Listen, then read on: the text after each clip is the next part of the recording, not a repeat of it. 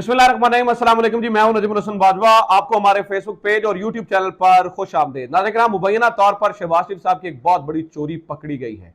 सहाफ़ी ने जो खबर दी है और आलमी सहाफ़ी ने खबर दी है वो बड़ी खतरनाक है। एक त्यारा है जिसका जो नंबर है N467AM, इसको एक्स प्ले बॉय कहते हैं।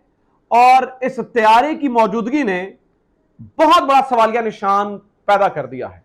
एक आलमी सहाफी ने खबर दी है कि इस त्यारे के अंदर मुबैना तौर पर शहबाज शरीफ साहब की मुलाकात हुई है और यह त्यारा 9 घंटे शहबाज शरीफ साहब के त्यारे के साथ यूं खड़ा रहा है। और इस मुलाकात की खबर लीक आउट होने के बाद शहबाज शरीफ साहब की मुबैना तौर पर एक बहुत बड़ी चोरी पकड़ी गई है। पहले तो हम मुल्क की सतह पर देख रहे हैं ना, शहबाज शरीफ साहब जितनी भी यहां पर उनके काम हैं उनसे यकीनी तौर पर मुल्क मुतासिर हो रहा है।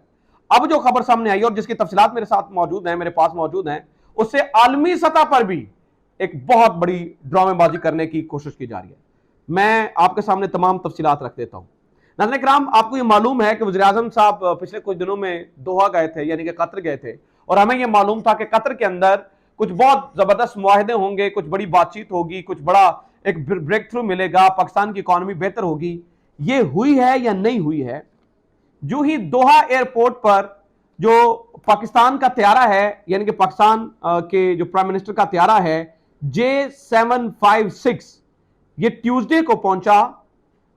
उसी रात यानी कि ये ट्यूसडे को पहुंचा है और वेडनेसडे यानी कि बिल्कुल अगले ही दिन एक्स प्ले बॉय जेट, जो कि मुसाद का त्यारा है, मुसाद स्पेशल मिशन जेट है, जिसका नंबर है N467, ये वहां पे पहुंचता है।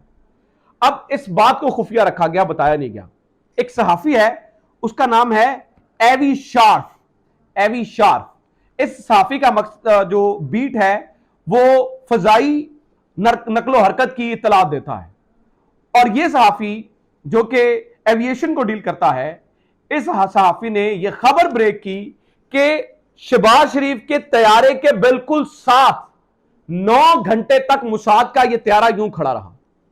और इस त्यारे में जो है ना वो मुबैना तौर पर अब ये एवी शार्फ यहां पर जो है ना वो खड़ा हो गया और बता दिया कि ये त्यारा मौजूद रहा। और जो ही शहबाज शरीफ साहब का त्यारा वहां से निकलता है और इस त्यारे के निकलने के बाद ये जो एवी शार्फ साहब कहते हैं कि जो मुसाद का त्यारा है N467, जिसका नंबर मैंने आपको बताया है, ये भी वहां से परवाज कर जाता है। उसके बाद अब बहुत सारी चहमगोइयां हो रही हैं।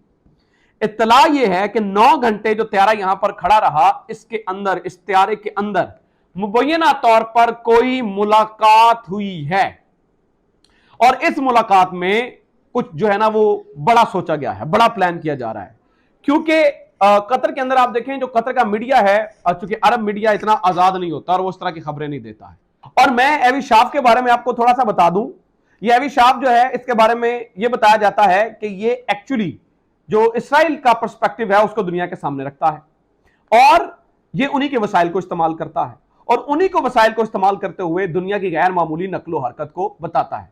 ये एवी शार्फ वही शख्स है जिसने पाकिस्तान तहरीक इंसाफ के दौर में यह खबर दी थी कि एक इसराइली त्यारा पाकिस्तान के एक एयरपोर्ट के वो जो है ना वो अंदर मौजूद है, जिसकी वजाहत देते हुए उत्तफ साहब भी बोले थे और उन्होंने कहा था कि जनाब आप जो छुप छुप के मिलते रहे हैं आप उसकी वजाहत दें। यानी कि उस तरह से डिनाई नहीं किया गया था, लेकिन खैर डिनाई किया गया था। लेकिन इस मुलाकात के बाद जब एवी शार्फ ने ये खबर दी और इसको ब्रेक किया कि ये 9 घंटे तक ये त्यारा जो कि मुसाद का त्यारा है वो खड़ा रहा और मुसाद के त्यारे के साथ शहबाज शरीफ साहब का त्यारा खड़ा रहा, तो उसके अंदर मुबैना तौर पर डेफिनेटली कोई ना कोई जो है वो मीटिंग हुई है और उस मीटिंग के अंदर कोई ना कोई चीजें जो है वो तय की गई हैं।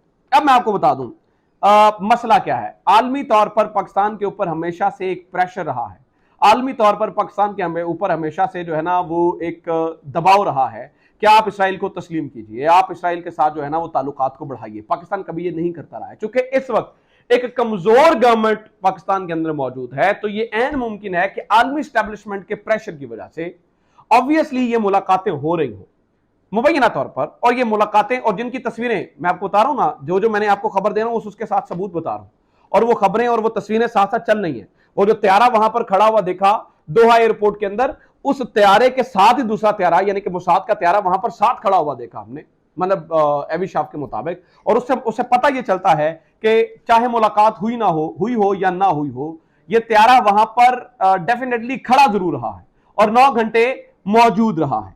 अब इसके अलावा भी नाज़रीन किराम, इसके अलावा भी एक तरफ तो ये हो रहा है ना कि आलमी तौर पर जो शहबाज शरीफ के ऊपर जो है ना उस तरह के सवाल उठ रहे हैं, दूसरी तरफ हमारे हमसाए मुल्क काबुल गवर्नमेंट में से भी एक बहुत बड़ा इल्जाम पाकिस्तान के ऊपर लग चुका है। इससे पहले आपको पता है कि पाकिस्तान ने वजाहत दी है, राना सनाउल्लाह साहब ने भी कहा कि वो जो ड्रोन यहां से गया और काबुल के अंदर गया और उसने कार्रवाई की, वो पाकिस्तान की फजाई हदूद को इस्तेमाल करके नहीं गया है, इसकी वजाहत पाकिस्तान कर चुका है। लेकिन फिर अगेन पाकिस्तान में चूंकि जो है वो कमजोर गवर्नमेंट है और हमने इस कमजोर गवर्नमेंट होने के काफी ज्यादा नुकसान सह रहे हैं। और इसी तरह से हमने ये देखा कि राना सनाउल्लाह साहब ने ये कह दिया था कि हमारे दुश्मन मुल्क अफगानिस्तान ने, यानी कि हमने राना सनाउल्लाह साहब ने तो उन्हें दुश्मन मुल्क की जो है ना वो डिक्लेयर कर दिया था, उसके आज जो है ना वो असरात आना शुरू हो चुके हैं। और उसके असरात नाज़रीन किराम इस तरह से आ रहे हैं, उसके असरात इस तरह से हमारे सामने आ रहे हैं कि अब हुआ ये है, अब बात सुनिएगा कि वहां के वजीर दिफा ने यह कहा कि हमारे जो रेडार थे वो जैम कर दिए गए थे और हमें इंटेलिजेंस ये बताती है, हमारे इंटेलिजेंस सोर्सेज ये बताते हैं कि ये तैयारे पाकिस्तानी फजाई हदूद को इस्तेमाल करके आए थे। लिहाजा हम ये कहते हैं कि ये मतलब हम पाकिस्तान को मुतनब्बे करते हैं कि ये जो अमरीकी तैयारे हैं ये पाकिस्तान की फजाई हदूद इस्तेमाल करके ना। तो एक तरफ तो हमारे वज़ीर-ए-आज़म साहब मुबैना तौर पर इतने झुक चुके हैं कि खुफिया मुलाकातें हो रही हैं और त्यारों पर इशरार त्यारों का इस्तेमाल हो रहा है और वहां पर जो है ना वो बातचीत हो रही है। और दूसरी तरफ हमारे जो जिसको जो है ना वो इमरान खान और तब की जो मतलब ISI की क़यादत थी, उन्होंने मिलकर एक बड़ा ही एक मजबूत निज़ाम बना दिया था। पाकिस्तान ने कामयाबी भी हासिल कर ली थी, मुबारकबादें भी मिली थी। उसके बाद अब ये देखिए कि आज हालात ये हो गए हैं कि वहाँ की गवर्नमेंट हमें ये कह रही है कि पाकिस्तान को फ़ज़ाई हदूद इस्तेमाल करने की इजाज़त नहीं देनी चाहिए। मतलब अगर वहाँ से ड्रोन आ रहे हैं और हमारे मुल्क में आ रहे हैं तो वो पाकिस्तान को जो है वो उसकी इजाज़त नहीं होनी चाहिए। तो ये इस वक्त का सिलसिला का है नाज़रीन किराम, ये हो रहा है। और इस तरह से जो पाकिस्तान का नाम है वो आलमी तौर पर जनाब मोहतरम मियां मोहम्मद शहबाज शरीफ साहब जो हैं वो बदनाम करने पर तुले हुए हैं। सो ये दो बड़ी खबरें हैं। उम्मीद करता हूँ ये वीडियो आपको पसंद आई होगी। वीडियो को ज़्यादा शेयर करें, चैनल को सब्सक्राइब जरूर करें। आपका फीडबैक बहुत ही इंपॉर्टेंट है, आप अपने फीडबैक से ज़रूर आगाह कीजिए, अपनी राय ज़रूर दीजिए और इस पूरे मामले के अंदर आप क्या राय रखते हैं इस बारे में मुझे ज़रूर आगाह करें। अपना ख्याल रखें। खुदा हाफिज़। पाकिस्तान जिंदाबाद।